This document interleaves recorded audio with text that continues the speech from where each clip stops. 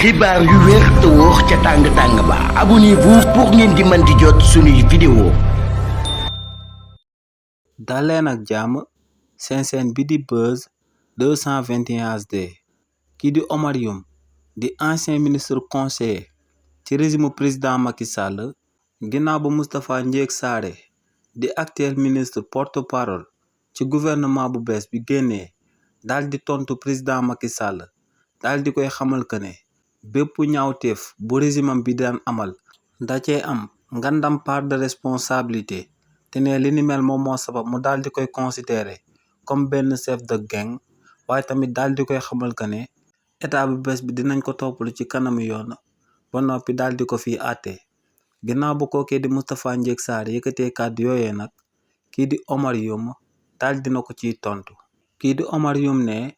Moustapha Ndiégue Sarré ministre porte-parole la donc ne kookee lépp luy bàyyeekoo ci gémmiñam daa mel ni que ne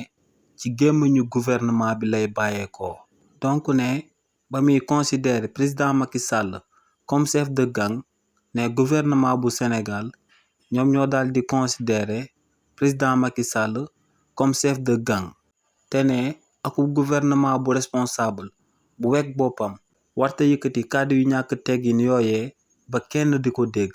ne akub gouvernement daa am nu mu war a communiquer waaye nee nag gouvernement bi nga xam ne actuellement ñoom ñoo nekk ci bopp réew mi seen ñàkk compétence day feeñ sax ci kàddu yu ñuy daal di jibal ne nag si lu kookee di Moustapha Sarré menacé président Macky Sall ne da koy yóbbu ci kanamu yoon ne kookee lu muy wane rek moom mooy que ne gouvernement bu bees bi respecté wuñu présomption d'innocence ndax ne nit ki tant que yóbbuñ ko ci kanamu yoon ba daal di koy tëj am na kàddu yoo xam ne waroo koo jël daal di koy teg ci ndoddam. xibaar yu wér te wóor ca tàng-tàng ba abonnez-vous pour ngeen di mën di jot suñuy vidéo.